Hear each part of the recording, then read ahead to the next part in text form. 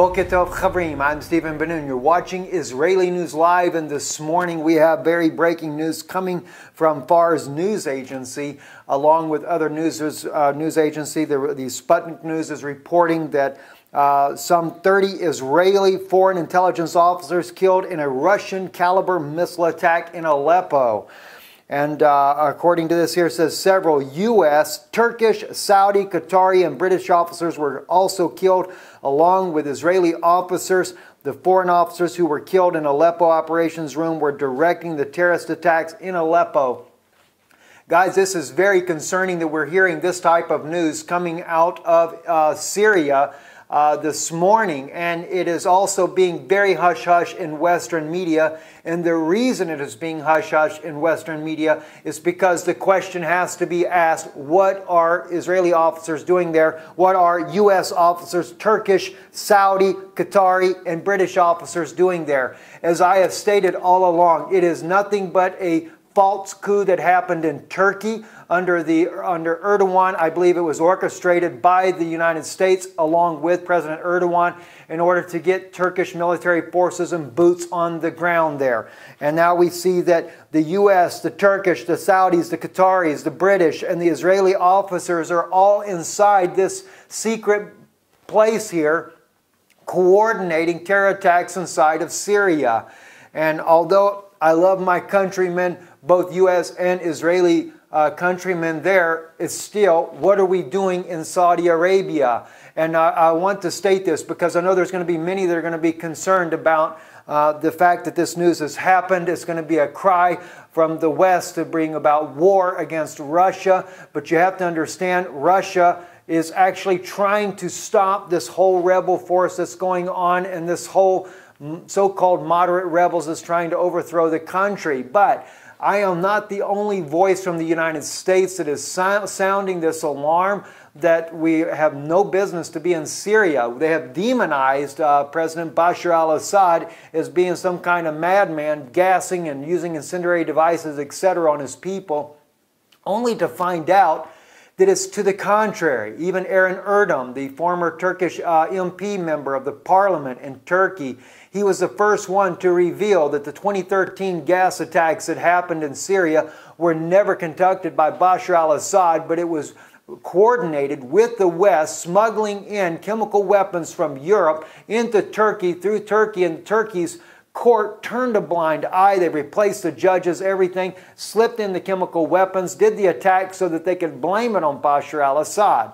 And we're finding out similar things again with this situation that is happening even now with the incendiary devices, that it is not Russia that's doing it, but we're finding that even recently Saudi Arabia, also they've been given phosphorus munitions. They're using it against the people in Yemen, and as well those things are coming into the hands of the groups inside of Syria, being used against the civilians, only to build a momentous campaign, media campaign in the West to try to demonize the Syrian people. And one thing I might add to that, and this is what we're going to close out this news broadcast with, I want you to hear. This here is a panel. I'm only using 3 of the 5 that are in there, but I want you to listen to what a U.S.-led delegation that went to Syria firsthand, went to Damascus, and found out that it was nothing but a bunch of lies and propaganda by the U.S. government that is controlled by the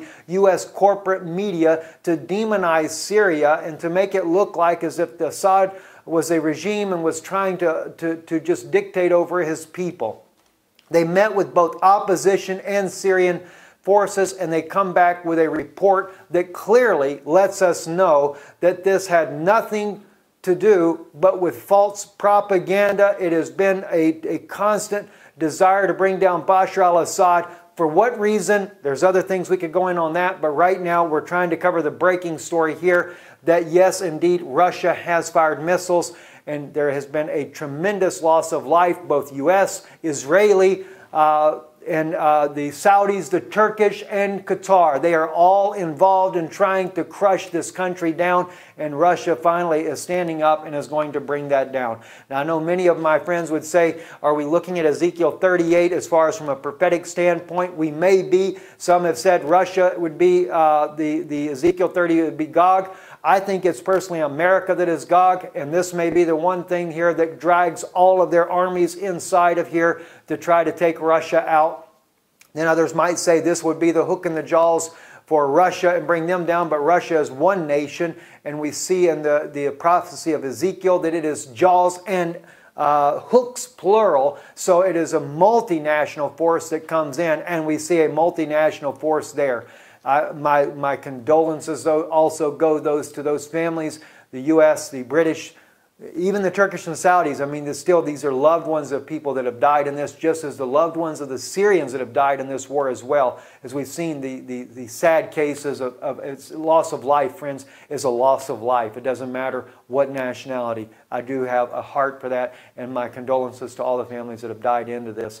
But I think if the West would have stayed out of Syria, we wouldn't have the problem we're having today. I'm Stephen Ben-Nun with Israeli News Live. It was our consideration that we had to reach out to the U.S. peace movement and ask that they participate in a delegation to Syria to see for themselves what existed, to speak to both officials and non-officials, civil society, to try to determine for themselves, independently, the situation in Syria and the road to peace. That is our responsibility. Our responsibility is to reach out first to the U.S. peace movement and then to the American people.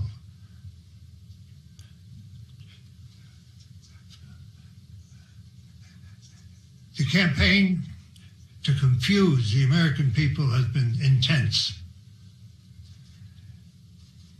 And it is our purpose to try to bring some light, some understanding, which can perhaps lead to the American people demanding an end to the intervention and peace in Syria. What Alfred said is so true. We are fighting a mass of propaganda that has demonized the Syrian government, demonized its leaders, an effort that precedes every other intervention that the United States has made over the course of many, many decades in order to convince people that it's okay for quote-unquote humanitarian reasons to overthrow a government and to replace it with whatever. The United States prefers a government that is not independent, that is a willing participant in what the whatever U.S. policy is.